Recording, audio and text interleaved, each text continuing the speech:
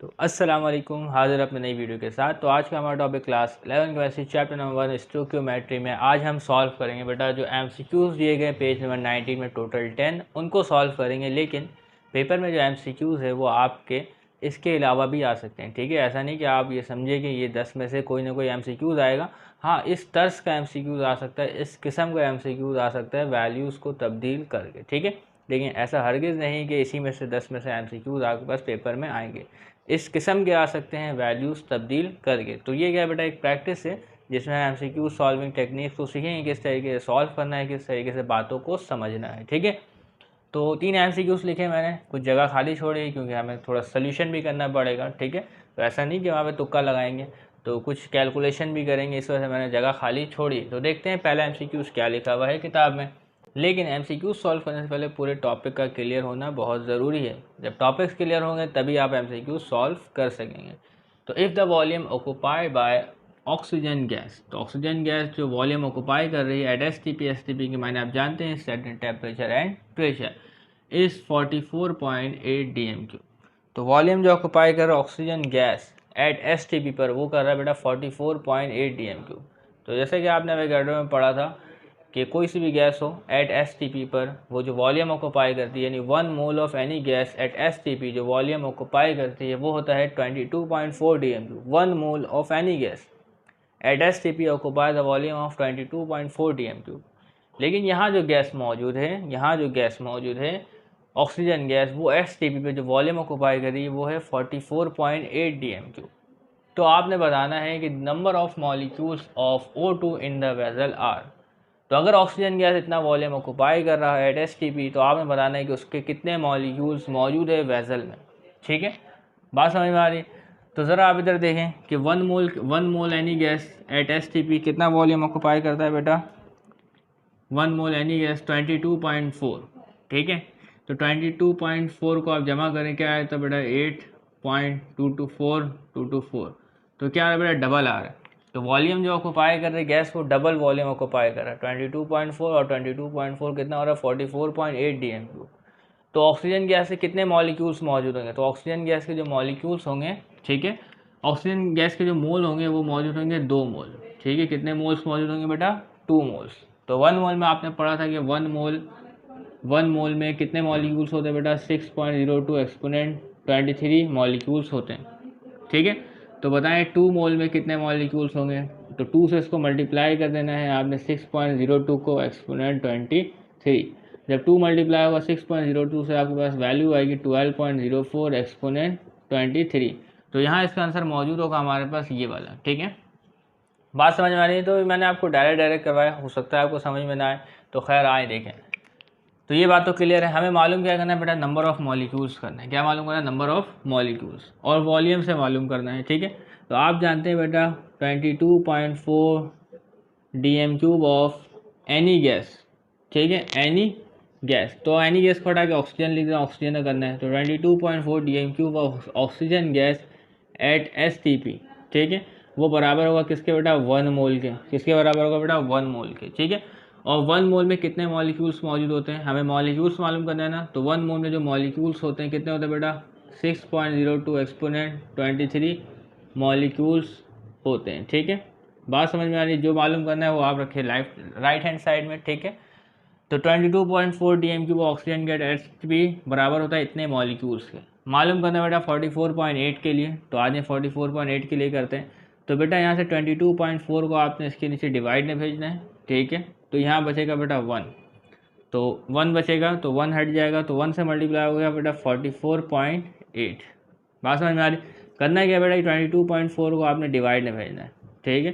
तो 1 DMQ of oxygen gas at STP बराबर होगा 6.02 एक्सपोनेंट 23 डिवाइडेड बाय 22.4 मॉलिक्यूल्स, ठीक है। ये भेज दिया। अब करना क्या बेटा 44.8 को यहाँ मल्टीप्लाई करवा देना है बोथ साइड। 44.8 को बोथ साइड क्या करना है बेटा मल्टीप्लाई करवा देना है। तो 44.8 DMQ of oxygen gas at STP, और ये मल्टीप्लाई हो जाएगा बेटा 44.8, ठीक है। ओके, तो अब क्या देखें, ये तो कट जाएगा 22 टेबल पड़े 1 बार, और ये कटेगा, आपके पास बचेगा 2। कैलकुलेटर में आप सॉल्व कर लीजिएगा, ठीक है। जब 2 जो है वो मल्टीप्लाई होगा इस वैल्यू से, ठीक है, कैलकुलेटर में आप सॉल्व कीजिएगा इस वैल्यू को। देखें यहाँ पे भी 2 मल्टीप्लाई हो रहा है 6.02 से, और यहाँ पे भी 2 मल्टीप्लाई हो रहा है 6.02 एक्सपोनेंट 23 से, तो वैल्यू आपके पास आएगी 12.04 एक्सपोनेंट 23 मॉलिक्यूल्स। तो राइट आंसर है हमारे पास सी। तो मैंने आपको दोनों तरीके सॉल्व करके दिखाया। तो यहाँ पे हमने प्रॉपर जो न्यूमेरिकल्स इस तरीके से सॉल्व किया था वो किया, और ये एक साइड वर्क जैसे बंदा खुद सोचे, ज़्यादा दिमाग चलाए, ठीक है, ज़्यादा कैलकुलेशन नहीं करना पड़ेगा। तो मैंने दोनों तरीके से आपको करके दिखा दी। तो आप जिस चाहें वैसे करें, अगर आप ज़्यादा एडवांस चल रहे हैं तो आप इस तरीके को भी डायरेक्ट कर सकते हैं, ठीक है। वैसे दूसरा सवाल है, मैंने इसके लिए जगह नहीं छोड़ा, मुझे नहीं पता था ये सवाल थोड़ा कॉम्प्लेक्स होगा आपके लिए। तो खैर आए देखते हैं। The number of carbon atom in 1 mole of sugar. तो आपसे पूछा है कि नंबर ऑफ कार्बन एटम कितने हैं 1 मोल ऑफ शुगर में, आर अप्रॉक्सीमेटली। तो वैल्यूज़ जो है वो एक्यूरेट पूरी एक्यूरेट नहीं लिखी गई, उसमें थोड़ा बहुत फ़र्क मौजूद है, तभी यहाँ पे वर्ड इस्तेमाल किया जा रहा है अप्रॉक्सीमेटली, ठीक है। तो देखें अगर लिखा हो 6.02 एक्सपोनेंट 23, तो 02 नहीं है, तभी यहाँ पे क्या लिखा पड़ा है अप्रॉक्सीमेटली, तकरीबन, ठीक है। तो पूछा जा रहा है number of carbon atom in 1 mole of sugar. तो 1 मोल शुगर में कार्बन एटम कितने होंगे। तो जब आप इसको पहली बार सॉल्व कर रहे होंगे तो आप डायरेक्ट टिक लगा देंगे बेटा 6 एक्सपोनेंट 10 की पावर 23। तो ऐसा नहीं है, ऐसा नहीं है। एग्जाम में ऐसे सवाल आएंगे तो आप वहाँ पे 1 मोल ये लगा कर आ जाएंगे 1 मोल के लिए, तो ऐसा नहीं है। यहाँ पूछा है the number of carbon atom, इस मॉलिक्यूल में कार्बन एटम कितने हैं, इस मॉलिक्यूल में कार्बन एटम कितने हैं, ठीक है। तो 1 मोल ऑफ शुगर में कार्बन एटम कितने हैं ये पूछा गया है, ठीक है। समझ में आ रही बात। ये नहीं पूछा गया कि शुगर के मॉलिक्यूल कितने हैं 1 मोल में, पूछा गया है कि 1 मोल शुगर में कार्बन के एटम कितने हैं। तो आप देख सकते हैं बेटा एक मॉलिक्यूल में होता है कार्बन के एटम 12, ठीक है, एक मॉलिक्यूल में कार्बन के एटम है 12, ठीक है। तो 1 मोल में कार्बन के एटम कितने होंगे तो वो मालूम कर लेते हैं, किस तरीके से करेंगे, ठीक है। तो आ जाए देखते हैं। तो आपने करना क्या है, देखिए बेटा एक मॉलिक्यूल में 12 कार्बन मौजूद है, ठीक है। तो अगर क्या है बेटा 1 मोल है तो कार्बन भी क्या होंगे बेटा ज़्यादा होंगे, ठीक है। तो इसके लिए करना है क्या, आपने 12 को मल्टीप्लाई कर देना है किससे बेटा 6 एक्सपोनेंट 23 से। तो जब आप इसको मल्टीप्लाई करेंगे 12 जो है 6 से मल्टीप्लाई होगा तो वैल्यू आएगी आपके पास 72 एक्सपोनेंट 23 एटम ऑफ कार्बन। तो इसका आंसर यहाँ पे मौजूद है, आप देख सकते हैं 72 एक्सपोनेंट 23।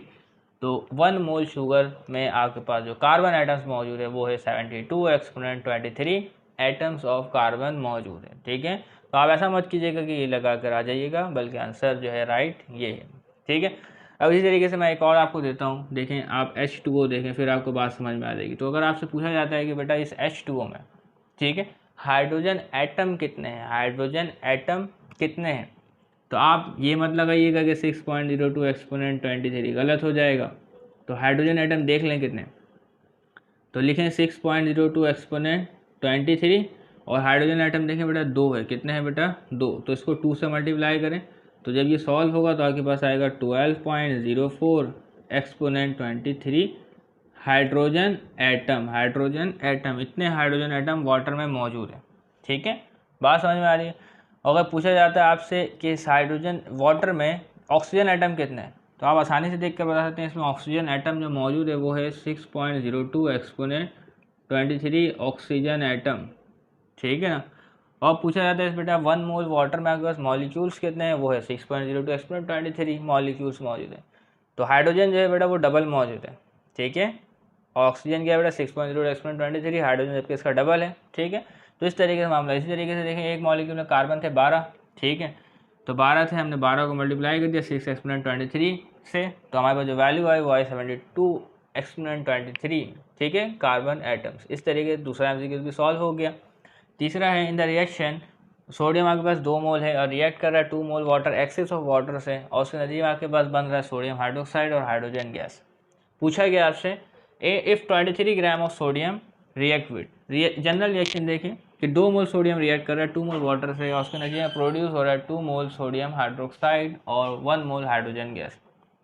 आपको दिया गया है सोडियम 23 ग्राम, रिएक्शन करने के लिए आपको सोडियम दिया गया है 23 gram with excess of water, water बिल्कुल बेतहाशा मौजूद है आपके पास, ताकि वाटर ख़त्म ना हो जाए, आपका रिएक्शन स्टॉप ना हो जाए। इस वजह से कहा जाता है कि बेटा विद एक्सेस ऑफ वाटर, ठीक है, ऐसा ना हो कुछ बहाना बन जाए, वाटर ख़त्म हो जाए, रिएक्शन स्टॉप हो जाए, तभी यहाँ पे एक्सेस ऑफ वाटर का वर्ड इस्तेमाल किया गया है। तो रिएक्शन करने के लिए आपको सोडियम दिया गया है 23 ग्राम, तो आपसे पूछा जा रहा है the volume of H2 gas liberated at STP, तो कितना वॉल्यूम H2 गैस का लिबरेट होगा। तो आज ज़रा देखते हैं। तो मैंने बताया था कि बेटा आप जब न्यूमेरिकल्स के मैं करवा रहा था तो सबसे पहले जो आपको मैथ्स दिया हुआ है इसको नंबर ऑफ मोल्स में कन्वर्ट करना है, ठीक है। तो मैथ्स किसका दिया हुआ आपको, सोडियम का दिया गया है। तो आज इसको कन्वर्ट करते हैं नंबर ऑफ मोल्स में। तो मोल्स ऑफ सोडियम निकाल दें, यहाँ कोई प्रोसीजर फॉलो नहीं करेंगे, डायरेक्ट करेंगे। तो ऊपर आएगा मैथ्स 23, ठीक है, और डिवाइडेड बाय आपके पास क्या आएगा, इसका मोलर मास क्या होता है सोडियम का, वो भी होता है 23। तो जब ये डिवाइड होगा आपके पास आएगा 1 मोल। तो सोडियम के आपको दिए गए बेटा 1 मोल रिएक्शन करने के लिए, ठीक है। अब आए रिएक्शन को देखते हैं। According to the balance chemical equation, तो 2 mole sodium produce 1 mole hydrogen gas. 2 mole sodium produce 1 mole hydrogen gas. तो मैं यहाँ लिखता हूँ 2 mole sodium produce 1 mole of H2 gas, ठीक है। तो बेटा 1 मोल कितना करेगा, तो 1 मोल करेगा, तो मैं इधर लिखता हूँ 1 मोल सोडियम प्रोड्यूस। तो क्या है बेटा, ये 2 जो है ये नीचे आ जाएगा, ठीक है। तो 1 मोल sodium produce half mole of hydrogen gas. कितना बेटा, half mole of hydrogen gas. Half का मतलब क्या बेटा, 0.5 मोल, ठीक है। तो 1 मोल अगर सोडियम आपको दिया गया है, यानी 23 ग्राम दिया, इसका मतलब है 1 मोल। तो 1 मोल सोडियम प्रोड्यूस कर रहा है हाफ मोल हाइड्रोजन गैस। इतनी बात क्लियर है। तब आपने बताना है कि हाइड्रोजन गैस का वॉल्यूम कितना होगा। हाइड्रोजन गैस के मोल पता चल गए तो वॉल्यूम बताना भी कोई मुश्किल नहीं है। आपने पढ़ा है कि अवोगाड्रो के मुताबिक 1 mole of any gas at STP is equal to 22.4 dm³, ठीक है। तो यहाँ देख लें, तो मैं यहाँ लिखता हूँ, तो 1 मोल ऑफ एनी गैस, ठीक है, एनी गैस नहीं, हाइड्रोजन गैस, ठीक है। तो 1 mole of H2 gas at STP occupies volume 22.4 dm³, ठीक है। बात समझ में आ रही। तो हमें हाफ मोल ऑक्सीजन आ रहा है, हाफ मोल हाइड्रोजन गैस आ रहा है, तो हाफ मोल का मालूम कर लेते हैं, ठीक है। हाफ मोल का कैसे मालूम होगा, तो इधर आए देखें। तो इधर आपने लगाना है हाफ मोल, ठीक है। तो half mole of hydrogen gas at STP occupies volume. तो हाफ मोल आपने यहाँ लगाया, तो हाफ मोल आप इधर भी लगाएंगे, इधर भी लगाएंगे, तो हाफ, ठीक है, 22.4 dm³। तो जब 22.4 dm³ 2 से डिवाइड होगा तो वैल्यू आपके पास आएगी, ठीक है, 11.2 आएगा। क्या आएगा बेटा, 11.2। तो यहाँ पे देखिए आपके पास आंसर मौजूद है 11.2 dm³, ठीक है। तो इस तरीके से तीसरा MCQ हमारे पास सॉल्व हो गया। अब बढ़ते हैं नेक्स्ट MCQs की तरफ। तो चौथा MCQ मौजूद है हमारे पास। कहा जा रहा है which of the following sample contain the same number of atom as that of 20 gram of calcium. कहा यह जा रहा है कि बेटा 20 ग्राम कैल्शियम में कितने एटम हैं, ठीक है। तो जितने भी एटम 20 ग्राम कैल्शियम में हैं उतने ही एटम किस सैंपल में हैं, तो ये हमें बताना है। तो पहले तो हमें पता होना चाहिए कि 20 ग्राम कैल्शियम में कितने एटम्स हैं। तो आज उसको मालूम करते हैं कि 20 ग्राम कैल्शियम में कितने एटम्स मौजूद है, ठीक है। तो नंबर ऑफ एटम्स मालूम करने का फॉर्मूला हमारे पास क्या है, ठीक है। फॉर्मूला इस्तेमाल करते हैं नंबर ऑफ एटम्स मालूम करने के लिए अभी, ठीक है। तो नंबर ऑफ एटम्स बराबर है बेटा किस, कैसे मालूम करते हैं, तो मोल्स को जब आप मल्टीप्लाई करेंगे बेटा अवोगाड्रो नंबर से, तो आपको नंबर ऑफ एटम्स पता चल जाएंगे। तो सवाल ये कि हमें अभी नहीं पता बेटा कैल्शियम के कितने मोल्स हैं, ठीक है। तो आप क्या कर सकते हैं बेटा, इस फॉर्मूले में मोल्स को रिप्लेस करके क्या लिख दे बेटा, मोल्स की जगह लिखाएगा मैस और डिवाइडेड बाय मोलर मैस, ठीक है, और मल्टीप्लाई बाय अवोगाड्रो नंबर, ठीक है। तो मोल्स की जगह लिखा mass divided by molar mass, क्योंकि मोल्स का फॉर्मूला है हमारे पास mass divided by molar mass. तो वैल्यूज पुट करते हैं, मालूम कर लेते हैं बेटा कितने नंबर ऑफ एटम्स है कैल्शियम के, क्या मालूम है बेटा, कैल्शियम के, ठीक है। तो moles of calcium, moles of calcium, तो मैस की जगह आएगा आपके पास 20 ग्राम दिया गया है कैल्शियम का मैस, और मोलर मैस होता है बेटा 40 ग्राम कैल्शियम का, ठीक है। और मल्टीप्लाई करना है एवोगाड्रो नंबर से। इसको डिवाइड करें, 21 ज़ा 20, 22 ज़ा 40। तो जब 6.02 डिवाइड होगा 2 से, जब 6.02 डिवाइड होगा 2 से, तो वैल्यू आपके पास आएगी, कैलकुलेटर में आप कीजिएगा, इसको डायरेक्ट भी कर सकते हैं। तो वैल्यू आएगी इसकी, मैं यहाँ लिखता हूँ, वो आएगी 3.01 एक्सपोनेंट 23। तो नंबर ऑफ एटम्स मौजूद है बेटा 20 ग्राम कैल्शियम में 3.01 एक्सपोनेंट 23। तो आपने बताना है इन चारों सैंपल में से किस में इतने एटम्स मौजूद हैं। तो आज ज़रा देखते हैं कि पहले ये सैंपल उठाते हैं सल्फ़र का। तो सल्फ़र के नंबर ऑफ एटम्स मालूम करते हैं। तो number of atoms of sulphur, formula यही लगाएंगे। तो मोल्स तो हमें पता नहीं सल्फर है कितने, तो ये फॉर्मूला डायरेक्ट लिख देते हैं, ठीक है। तो mess divided by molar mess, जब आप एग्जाम में करेंगे ना आपको डायरेक्ट करना है, फॉर्मूला वार्मूला आपने किसी पेज पे लिखना नहीं है। तो मैं आपको सिखा रहा हूँ कि किस तरीके से आपने करना है, ठीक है। तो मैस आपको दिया गया सल्फर का 16 ग्राम, सल्फर का मोलर मैस होता है 32 ग्राम पर मोल। यहाँ मैं यूनिट भी नहीं लिख रहा, ठीक है। और सोडियम के लिए ये है Avogadro number 6.02 exponent 23, 16 one 16, 16 two 32। देखिए बिल्कुल सेम कंडीशन बन गई। 6.02 exponent 23 divide by 2, 6.02 exponent 23 divide by 2। तो इसका आंसर भी आपके पास आएगा 3.01 एक्सपोनेंट 23 एटम्स ऑफ सल्फर। तो देखें इसमें भी इतने आइटम्स है और 16 ग्राम सल्फर में भी इतने आइटम्स मौजूद है, तो पहला आंसर जो है वो ठीक है। लेकिन अगर आप चेक करना चाहते हैं कि इन आंसर को भी, इस आंसर को भी, इस आंसर को भी, तो क्या होगा बेटा, वो 3.01 एक्सपोनेंट 23 नहीं आएगा, ठीक है। इस तरीके से MCQ नंबर 4 सॉल्व हो चुका है। अब आ जाए MCQ नंबर 5 को देखते हैं क्या है। तो विच of the following statement is incorrect. तो यहाँ पे आपको 4 स्टेटमेंट लिख कर दी गई है। अगर आपने चैप्टर का मुताला किया है तो आप बखूबी से इन चारों स्टेटमेंट से वाकिफ होंगे। तो पहली स्टेटमेंट है कि कौन सी स्टेटमेंट इनकरेक्ट है, वो आइडेंटिफाई करना है। तो पहली स्टेटमेंट है the mass of 1 mole of Cl2 gas. तो मैस ऑफ Cl2 गैस कितना होता है, तो आए कैलकुलेट करते हैं। Cl2 है ना बेटा, तो 2 क्लोरीन है, ठीक है, और 1 क्लोरीन का होता है बेटा 35.5। तो जब ये मल्टीप्लाई होगा तो आएगा 71 ग्राम। तो मैस ऑफ Cl2 होता है बेटा 71 ग्राम, 1 मोल Cl2। उधर क्या दिया हुआ 35.5 दिया गया है, तो ये आंसर क्या है बेटा, इनकरेक्ट है। ये आंसर क्या है बेटा, इनकरेक्ट है। क्लियर है, ठीक है। अब इसके अलावा जो तीनों होंगे वो बाकी करेक्ट होंगे। तो देख लेते हैं। तो 1 मोल ऑफ H2 गैस में कितने मॉलिक्यूल्स होते हैं, 6.02 एक्सपोनेंट 23, सही बात है। Number of atoms in 23 gram of sodium and 24 gram magnesium are equal, सही बात है। 23 ग्राम सोडियम बराबर होता है 1 मोल के, 24 ग्राम मैग्नीशियम बराबर होता है 1 मोल के। तो दोनों 1 मोल है, तो दोनों में जो नंबर ऑफ एटम्स होंगे वो सेम होंगे। वो कितने होंगे, 6.02 एक्सपोनेंट 23। चौथा स्टेटमेंट है 1 mole of oxygen gas at STP volume इतना ऑक्यूपाई करता है, सही बात है, ठीक है। तो इस तरीके से MCQ नंबर 5 तक हमने सीख लिया। अब करते हैं आगे के MCQ नंबर 6 देखते हैं क्या लिखा हुआ है। 4 Avogadro number this statement is incorrect. इसमें भी आपको 4 स्टेटमेंट दी गई हैं अवोगाड्रो नंबर के हवाले से। तो इन चारों स्टेटमेंट में से एक स्टेटमेंट गलत है। तो आ जाए पढ़ते हैं और देखते हैं, ठीक है। Avogadro number, it is the number of particles in 1 mole of any substance. तो ये बात तो करेक्ट है कि अवोगाड्रो नंबर क्या बताता है बेटा, नंबर ऑफ पार्टिकल्स बताता है 1 मोल में। ये बात सही है, इनकरेक्ट नहीं है, ठीक है, इसमें टिक नहीं लगाना। इट्स न्यूमेरिकल वैल्यू है 6.02 एक्सपोनेंट 23, ये भी बात ठीक है, इसमें भी टिक नहीं लगाना। पूछा है इनकरेक्ट क्या है, it's value change if temperature increase, ठीक है, यही बात गलत है। यही बात क्या है बेटा, इनकरेक्ट है चारों में से, ठीक है।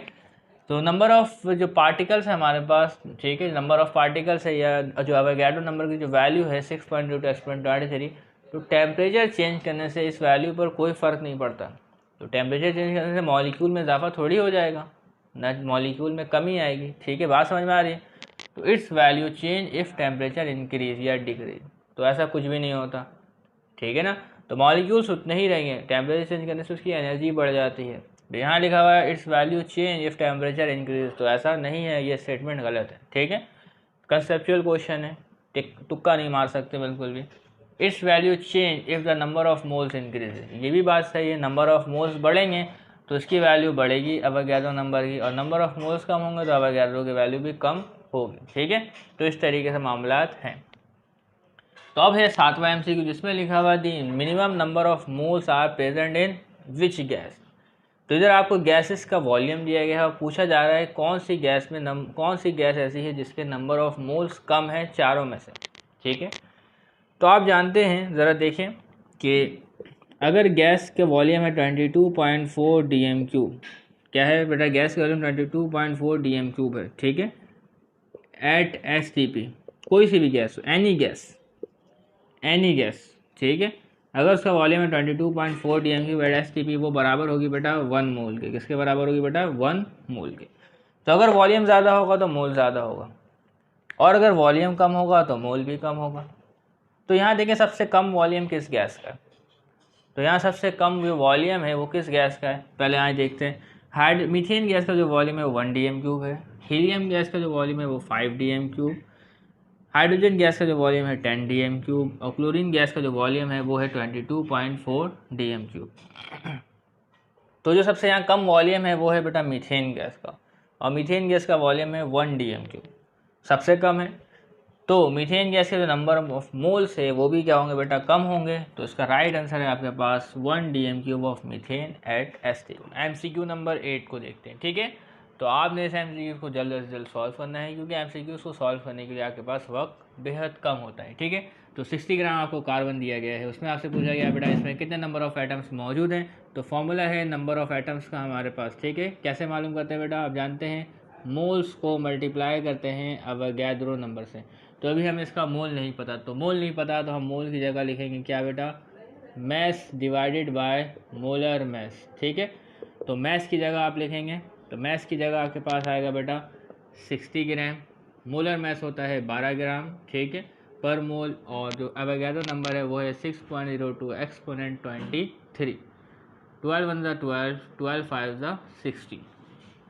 तो 5 जो है मल्टीप्लाई होगा 6.02 से, तो जब 5 मल्टीप्लाई होगा 6.02 से तो वैल्यू आपके पास आएगी 5 6 ज़ा 30, 30.1 एक्सपोनेंट 23, ठीक है। तो आप देखेंगे बेटा ये वैल्यू आपको कहीं नहीं मिलेगी, 30.1 नहीं है, 30.1 नहीं है, 30.1 नहीं है।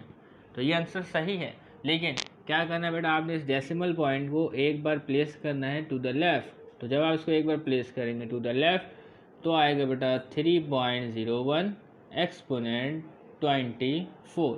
तो आप देखेंगे ये आंसर मैच करता है किससे बेटा? इससे। तो इसका राइट आंसर है आपके पास बी। तो 60 ग्राम कार्बन आपके पास इतने जो है एटम्स मौजूद है। तो इसको हमने कैसे सॉल्व किया बेटा? बिना कैलकुलेटर के। इसमें हम एक्सपोनेंशियल फंक्शन हमने इस्तेमाल किया, एक्सपोनेंशियल नोटेशन इस्तेमाल किया और आंसर हम ले आए, ठीक है। तो अब सॉल्व करते हैं MCQ नंबर 9, ठीक है। तो इसमें हमें कैलकुलेटर की ज़रूरत पड़ सकती है। मालूम करना है maximum number of particle present in the following sample of gas. Gases के 4 सैंपल लिए गए हैं, ठीक है। कार्बन डाइऑक्साइड 100 ग्राम, मीथेन गैस 100 ग्राम, कार्बन डाइऑक्साइड 100 ग्राम और क्लोरीन गैस 100 ग्राम। तो किसमें नंबर ऑफ पार्टिकल्स आपके पास ज़्यादा होंगे, ठीक है। तो मुझे जो डायरेक्ट इसको देख के लगता है कि नंबर ऑफ पार्टिकल जो ज़्यादा होंगे वो होंगे बेटा मीथेन गैस में, ठीक है। तो अब सॉल्व करते हैं, पता चल जाएगा हमें। तो कार्बन डाइऑक्साइड को सॉल्व कर जाएगा, नंबर ऑफ पार्टिकल्स आपने मालूम करना है, तो मैं लिखता हूँ नंबर ऑफ पार्टिकल्स NOP, ठीक है।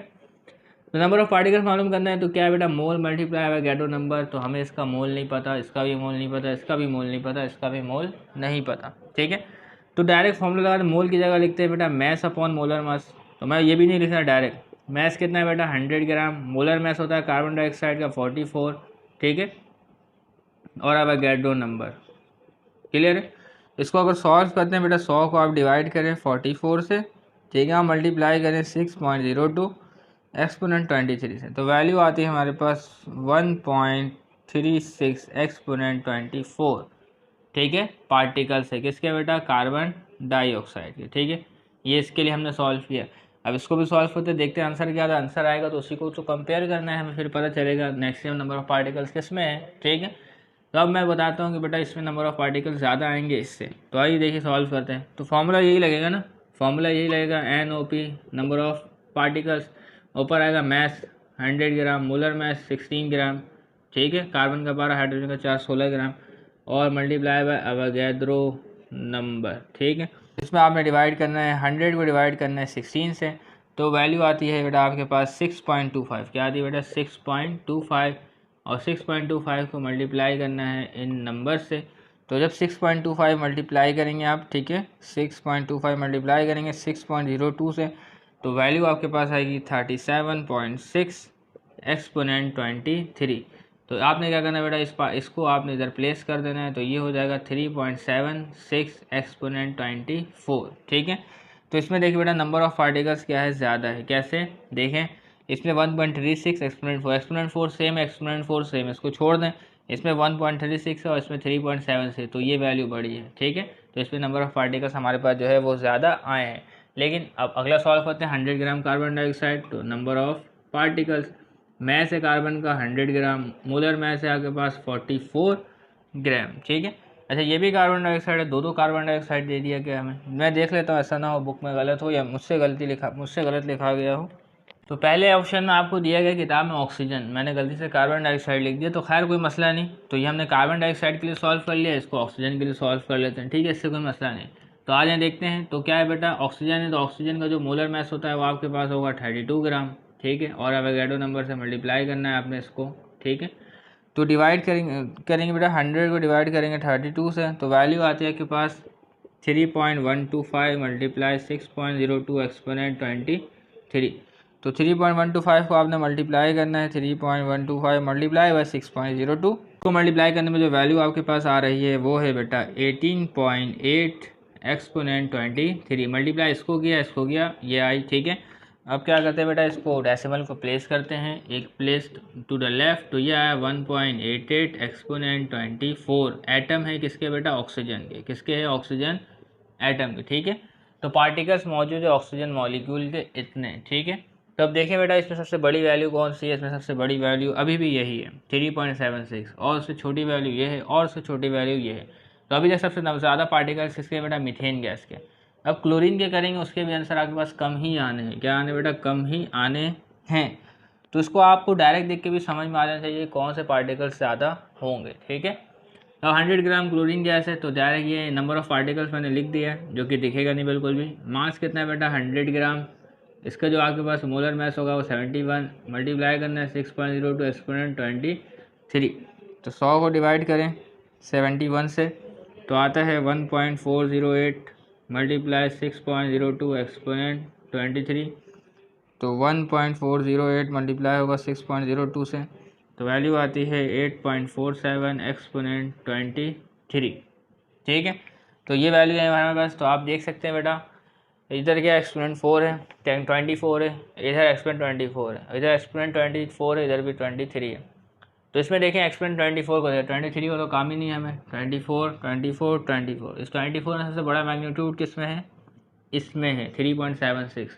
इसमें नंबर ऑफ़ पार्टिकल्स कम है, इसमें नंबर ऑफ़ पार्टिकल्स कम है। तो इसका राइट आंसर है बेटा 100 ग्राम मीथेन गैस में जो नंबर ऑफ़ पार्टिकल्स है वो मैक्सिमम है, बाकी सब में, और सबसे कम किस में, क्लोरीन गैस में, एक्सपोनेंट 23 है। इस तरीके नवा MCQ सॉल्व हो गया। 10वां देखें, generally actual yield, theoretical yield पढ़ा, एक्चुअल ईल्ड पढ़ा। तो एक्चुअल ईल्ड क्या होता है, हमेशा कम होता है थ्योरेटिकल ईल्ड से। तो MCQ ऑप्शन पढ़े बिना ही आप इसको समझ सकते हैं अगर आपको टॉपिक्स क्लियर है।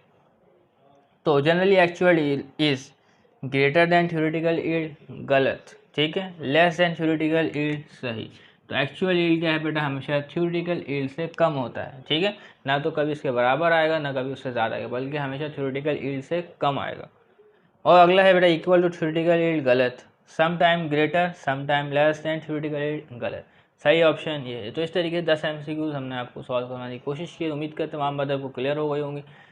तो और भी अगर MCQs आपके पास मौजूद हो तो आप उसे ज़रूर भेजें, ठीक है। उसको एक बार यकजा करेंगे और एग्ज़ाम से पहले करवाने की ज़रूर कोशिश करेंगे। तो तब तक के लिए इजाज़त दीजिएगा, चैनल को सब्सक्राइब कीजिएगा। अल्लाह हाफ़िज़।